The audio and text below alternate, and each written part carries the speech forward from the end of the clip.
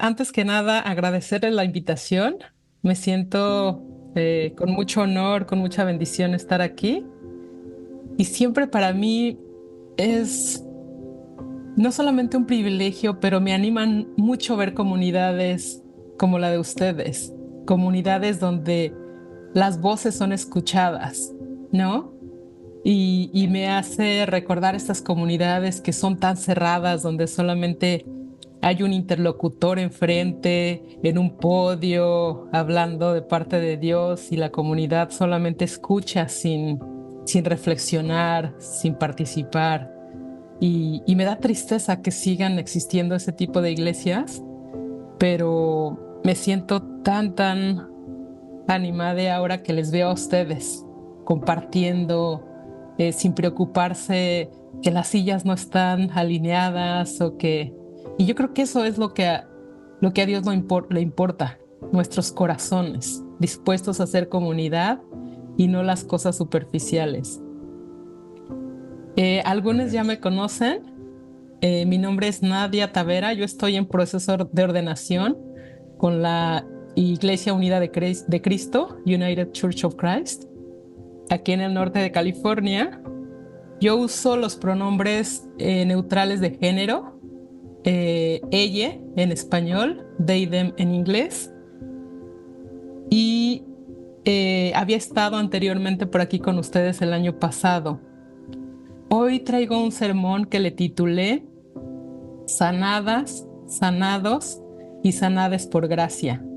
Y voy a estar usando el lenguaje inclusivo con la E, que no es ni femenino ni masculino, para incluir a todas las personas que se identifican también con el género no binario como yo. Y quiero empezar contándoles sobre un viaje que hice. Tuve la oportunidad de visitar Panamá por primera vez hace 2 semanas. Y esta visita fue una invitación de parte de la mamá de mi pareja. Ella vive en Illinois, pero el invierno lo pasa en Panamá con su pareja también. Escapan del frío y se van a estos lugares maravillosos de playa donde me di cuenta sobre la interseccionalidad de las personas. Cómo esta forma de quiénes somos, de dónde venimos, de qué color es nuestra piel, el estatus social, económico, siempre nos da un lugar a donde quiera que vayamos. Y esta comunidad en donde yo estuve en Panamá no parecía Panamá. Es una comunidad de personas americanas retiradas, al lado de la playa. Parece uno de estos resorts con todo incluido al lado de la playa. Y me llamaba mucho la atención que el 99% de las personas ahí son personas blancas retiradas y tal vez un 1% de personas afroamericanas, pero todas tienen eh, este denominador de que tienen al menos dinero para vivir, pagar un lugar cerca de la playa. También más o menos la mitad de las personas se identifican como LGBTQ de la comunidad lésbico, gay, bisexual, transexual, queer. Y cuando yo escuchaba hablar a una pareja de mujeres afroamericanas, ellas decían, Panamá es el lugar más amigable para la comunidad LGBT. Nos han tratado muy bien, no nos han discriminado. Y yo me quedaba pensando, pero Panamá es el último país en Latinoamérica que descriminalizó la homosexualidad. Hasta el 2008, ser homosexual era un crimen, ¿no? Podías ir a la cárcel, te podía detener la policía. Pero yo entendí que la experiencia de una persona extranjera con dinero que habla inglés es diferente a una persona latina de clase trabajadora que habla español, ¿no? Y yo reflexionaba en este sistema, nosotros como latinos en los Estados Unidos. Mucho hemos hablado del racismo, ¿no? Que ha afectado a la comunidad afroamericana por siglos. Pero ese mismo racismo nos sigue afectando a las personas latinas, a los migrantes, a las personas sin documentos, a las personas que no hablan en inglés ni español. Y yo les voy a recomendar una película que fui a ver el miércoles pasado, que se llama El Origen, The Origin, está en inglés. Y seguramente hay versiones en español, en streaming, pero este libro lo escribió una autora afroamericana y dice que um, el funcionamiento de toda esta jerarquía racial en los Estados Unidos, que pone a los blancos por arriba y a los afroamericanos hasta la parte inferior, tiene su origen en un sistema de castas. Y esta autora hace un análisis de ese sistema de castas desde tiempos históricos. Y ella analiza también el antisemitismo, que es el odio hacia la comunidad judía en la Alemania nazi, ¿no? La Alemania de Hitler. Y también fue basado en este sistema de castas. La desigualdad social y económica que existe en la India, que es un país donde toda la gente comparte el mismo color de piel, también está basado en este sistema de castas. Y si pensamos en Latinoamérica, México y Latinoamérica, este sistema de castas existía desde la colonización. Los españoles clasificaban a las personas dependiendo de su linaje. No era lo mismo ser descendiente directo de un español con podía ser un padre español y una madre indígena. Eso te daba una clase un poquito alta, que ser un hijo de de una persona descendiente de África y una persona indígena, ¿no? No era lo mismo para ellos.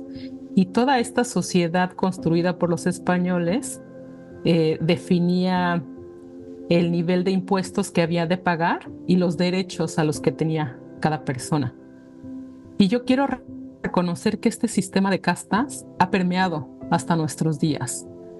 Hoy en nuestra sociedad, el colorismo, ¿no? Cuando un bebé nace en nuestras familias, ay, mira, está bien bonito, es güerito. O, ay, nació bien moreno, ¿no? Y estamos con esa expectativa, pero es un sistema que ha permeado a a nuestras culturas. Y desafortunadamente, la iglesia cristiana no ha sido la excepción. La iglesia cristiana ha predicado el amor al prójimo por más de 2000 años, pero también el sistema de castas está presente. Y ese sistema también ha incluido a la comunidad lésbico, gay, bisexual, transexual y queer, poniéndolos en un nivel inferior y llamándoles pecadores, abominación delante de Dios y muchos otros adjetivos que le descalifican. Yo les traigo un texto de la Biblia, les voy a dejar que lo lean después. Está en Mateo 17 y está Jesús con sus discípulos y algunos fariseos que siempre se acercaban a hacerle estas preguntas. Escriben los evangelistas, le hacían preguntas para tentarle y le empiezan a preguntar a Jesús si él está de acuerdo con, con el, con el divorcio. Y Jesús empieza a contestarles, ¿no? Y a hablar sobre el matrimonio y que la ley instituyó que los hombres se casaran, ¿no? Dejaran a su padre y a su madre para unirse a su mujer. Pero hay un texto que Jesús, dicen los eruditos de la Biblia, es muy escandaloso lo que dice aquí Jesús, y está en Mateo 17, 11 y 12. Estoy leyendo la Biblia Dios habla hoy, y dice Jesús: no todos pueden comprender esto, sino únicamente aquellos a quienes Dios les ha dado que lo comprendan. Hay diferentes razones que impiden a los hombres casarse. Unos ya nacen incapacitados para el matrimonio, otros los incapacitan los hombres y otros viven incapacitados por causa del reino de los cielos. Y Jesús vuelve a enfatizar: el que pueda entender esto, que lo entienda. Mateo 17, 11 al 12. Y les recomiendo leer todo el capítulo. En otras versiones de la Biblia, la traducción de la palabra que ya se relaciona a estas personas que no son aptas para casarse o que no se casan, es la palabra eunuco. ¿Quiénes de aquí han escuchado hablar sobre los eunucos? Les voy a contar un poquito. Los eunucos regularmente eran oficiales, estaban a cargo de cuidar a las reinas en el palacio en los palacios, ¿no? Eran hombres castrados por seguridad del rey, ¿no? Y estos hombres también eran clasificados en este sistema de castas, ¿no? En la Biblia sabemos que las mujeres y los niños no eran considerados como personas. Y cuando la escritura hace una lista, siempre va a decir hombres, mujeres, niños y eunucos. Incluso los censos en la Biblia, cuando se habla de censos, solamente se contaba a los hombres. Y se mencionaba la alimentación de los 5,000, según los eruditos bíblicos, dice que solo incluía 5,000 hombres y que pudo haber mucho más mujeres y niños. Cuando leo este texto donde Jesús dice que no todos nacen para casarse, no todos los hombres están capacitados para casarse, pienso que estos eunucos representan lo que hoy es la comunidad LGBTQ, que no están capacitados para casarse en el normativo heterosexual y cisgénero, ¿no? Cuando digo cisgénero, hablo de las personas que nacen biológicamente hombres y viven su apariencia, ¿no? Su identidad de género es como hombres y lo mismo las mujeres. Y cuando hablo de las personas de identidad sexogenérica diversa, estoy hablando de todas las personas que tienen una orientación sexual diferente a la heterosexual y tienen una identidad de género diferente, ¿no? Llámense personas transexuales y transgénero. Entonces, cuando yo leo estas palabras de Jesús, dicen los estudiosos de la Biblia que es un texto escandaloso cuando Jesús reconoce la existencia de estas personas, pero no solamente las reconoce, sino no las condena. No hay una condenación hacia estas personas. Incluso no es la única vez que Jesús habla sobre personajes que tienen estas prácticas y no quiero decir más prácticas, sino vamos a llamarle en nuestros días una orientación, ¿no? Que tienen atracción por personas del mismo género o del mismo sexo. Y hay toda una diversidad. Les vamos a conocer hoy en nuestros días como personas queer, porque es todo un espectro. Y cuando yo pienso en Jesús, me hace eco las palabras que Jesús dice. Él dice 2 veces al inicio del texto: no todos pueden comprender esto, sino únicamente aquellos a quienes Dios les ha dado que lo comprendan. Y al final Jesús les vuelve a decir: el que pueda entender esto, que lo entienda. Mm. Recuerdo, les voy a contar un poquito sobre mi niñez. Yo nací y crecí en la Ciudad de México, en una familia conservadora. Asistíamos a la iglesia evangélica desde pequeños y siempre crecimos con esta idea de que la voluntad de Dios era casarnos, tener hijos, y yo recibí el llamado pastoral a los 14 años, pero siempre tuve miedo, porque desde los 6 años soy consciente de que soy una persona de la diversidad sexogenérica.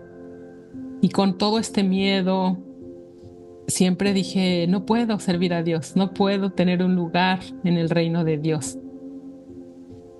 Y recuerdo estos sermones homófobos, ¿no? Hacia las personas LGBTQ. Mis padres crecieron con esta enseñanza y recuerdo que mi madre siempre insistía, ¿no? Yo me gradué de la universidad y me decía, ¿y cuándo te vas a casar?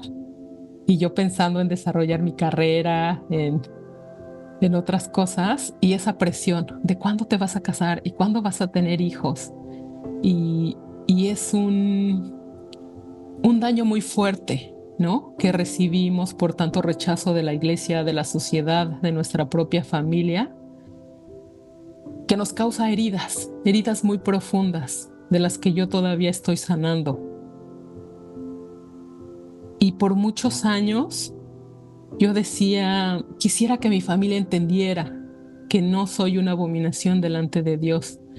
Y empecé a estudiar teología en México y me vine a los Estados Unidos a hacer una maestría en teología y he estado dando muchos cursos sobre qué realmente dice la Biblia y qué no dice sobre la homosexualidad.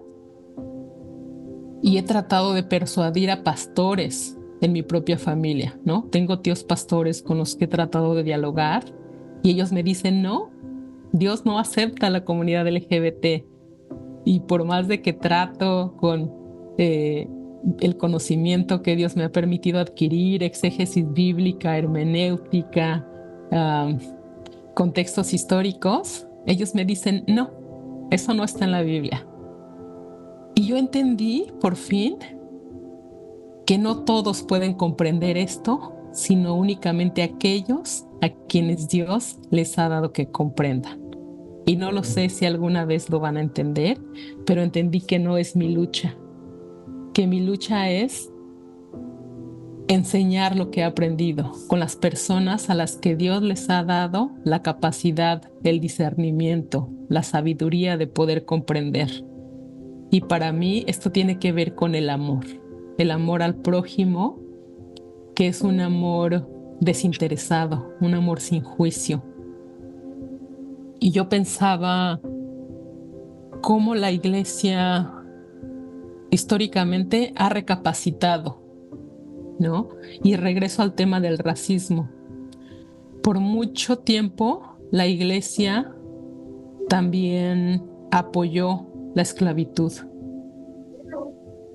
La iglesia cristiana, el apartheid en África lo inició un pastor cristiano. Pero también le doy gracias a Dios como la iglesia ha tenido la capacidad, y cuando digo la iglesia estoy hablando de las personas, ha tenido la capacidad de voltear al pasado y decir, nos equivocamos cuando justificamos la esclavitud, el racismo, nos equivocamos y pedirle perdón a Dios y decir, vamos a hacer las cosas diferente, vamos a resarcir el daño. Y ahora muchas iglesias están trabajando en favor de, de sanar, ¿no? Para sanar todo ese daño, para resarcir, para restituir, que sabemos que fue un daño muy grande y difícilmente puede ser restituido, porque quedan todavía las cenizas de algo que un día fue un fuego muy fuerte. La iglesia también ha tenido la capacidad de voltear y decir, nos equivocamos cuando dijimos que las mujeres no podían ser líderes de la iglesia, ¿no? Cuando negaron el ministerio pastoral a las mujeres. y las iglesias han dicho, nos equivocamos. Las iglesias han tenido la capacidad, algunas iglesias, de decir, interpretamos mal el texto bíblico, ¿no? Lo vimos con los ojos de lo que nos enseñaron desde niños, lo que aprendimos de alguien más, y no tuvimos la capacidad de ponernos los lentes del amor y de la justicia, pero hoy lo vamos a hacer. Y así como las iglesias han recapacitado en esos temas, incluso en la música, hay iglesias donde la batería, ¿no? Estos sonidos de tambores no se tocaban en los años 50 porque decían que era el instrumento del diablo. Y hoy muchas de las iglesias que están creciendo tienen estas bandas con batería y otros instrumentos que eran considerados del diablo. Entonces la iglesia ha tenido la capacidad de decir, nos equivocamos. Y yo tengo fe que un día todas estas iglesias que han condenado a las personas LGBT, que las han rechazado, que les han llamado pecadores, no son hijos de Dios, puedan voltear hacia atrás y digan, nos equivocamos cuando interpretamos el texto bíblico. Nos equivocamos al ponernos los lentes de juicio contra las personas. En el año 2013, Alan Chambers, que fue el presidente de una organización conocida internacionalmente como Exodus Internacional, cuya misión era curar la homosexualidad, él pidió perdón en el 2013.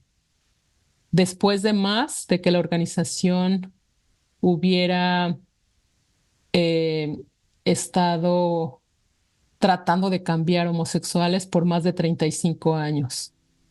Y él reconoció que estas terapias de conversión a las que sometían a las personas habían provocado enormes sufrimientos, ¿no?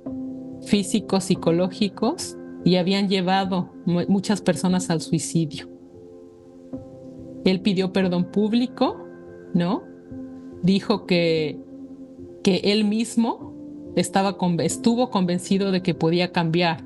Él se sabía homosexual, se casó, tuvo hijos y tuvo una vida donde no fue feliz, donde hizo daño a su esposa, donde le causó violencia, donde maltrató a sus hijos por toda esa... él estaba viviendo una vida de lo que no era. Él pidió perdón públicamente a todas estas personas y cerró ese ministerio. Sin embargo, muchas iglesias en todo el mundo siguen practicando esas terapias de conversión. Algunos países, las leyes ya están empezando a condenar esas prácticas religiosas, pero no se pueden meter mucho porque son temas de religión. Y vuelvo a pensar, Jesús no vino a condenar el mundo, vino a salvarle. Y cuando nosotros interpretamos la Escritura, siempre tenemos que tener presente eso. ¿Qué haría Jesús? ¿No? Jesús reconoció las personas en aquel entonces representaban lo que hoy son los homosexuales, las personas LGBTQ, las personas queer. No quiero decir que representan exactamente las personas que somos homosexuales el día de hoy, pero son un referente. Son personas que no cumplían con los estándares sociales ni religiosos de género y sexualidad.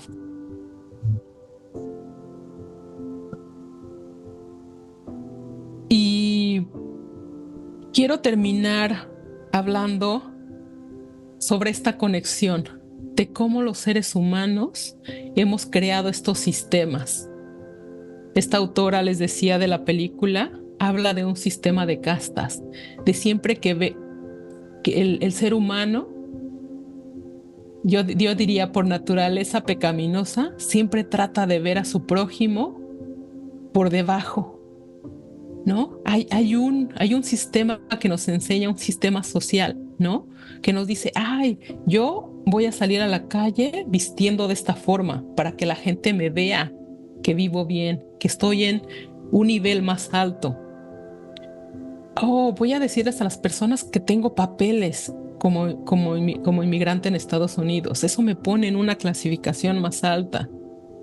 Oh, yo tengo la piel más blanca que esa otra persona y nacemos y crecemos. No, no nacemos con esa ideología, pero crecemos y desafortunadamente la aprendemos desde casa, ¿no? Estos términos que hablamos, ay, estás muy prieto, ya no te pongas en el sol, dicen las mamás, ¿no?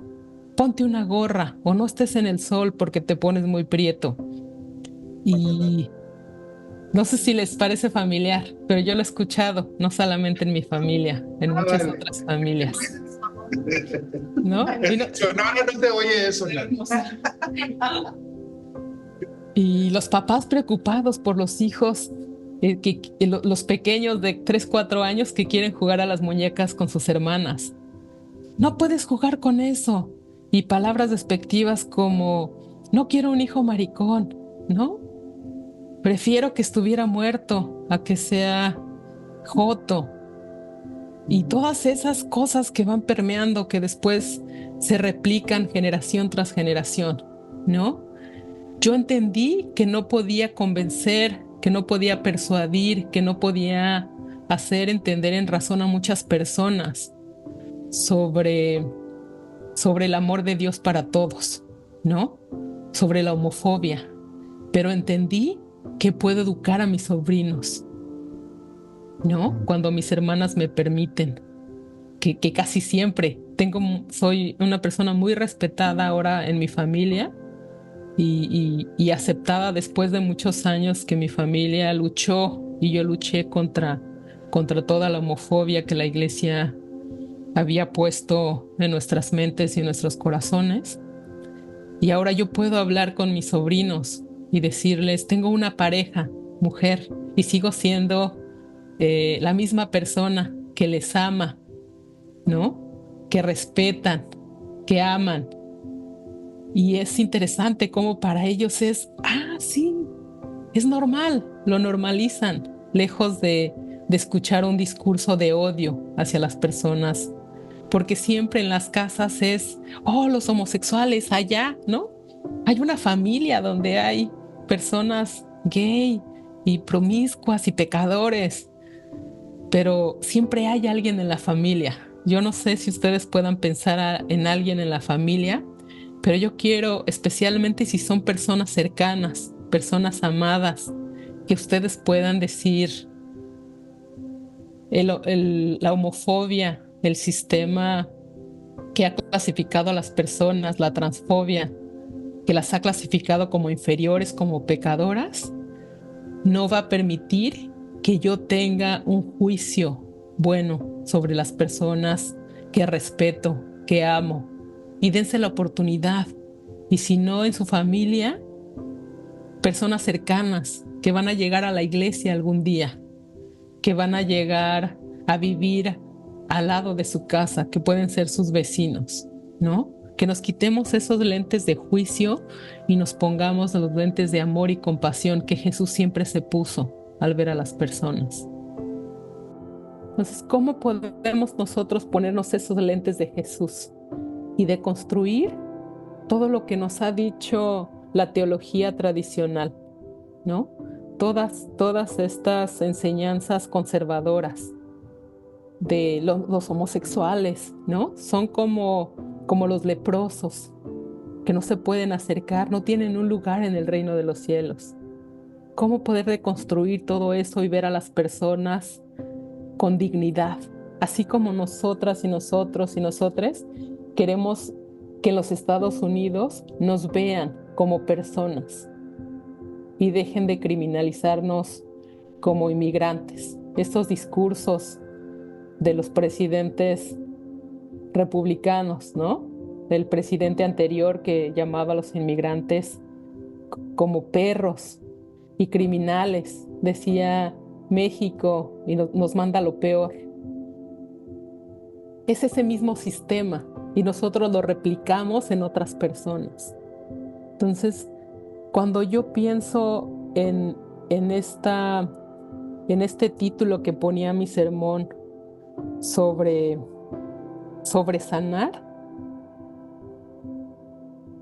necesitamos sanar por la gracia. Y la gracia es aquello que recibimos como un regalo, cuando sabemos que nosotros mismos hemos sido y somos víctimas de un sistema racial, de castas, como quiera llamarle, y sabemos que todas las bendiciones, todo lo bueno lo recibimos por gracia de Dios y por justicia, y que esa misma gracia es la que aplicamos a los demás, la justicia de Dios, donde todas, todos y todes somos iguales. Y yo oro para que Comunidad Limen, y no solamente los que están aquí, todos los que Dios ha de añadir, puedan comprender lo que Jesús ha dicho. Que Dios les dé que comprendan que todas las personas somos iguales. Que puedan entender. Que el que pueda entender esto, que lo entienda.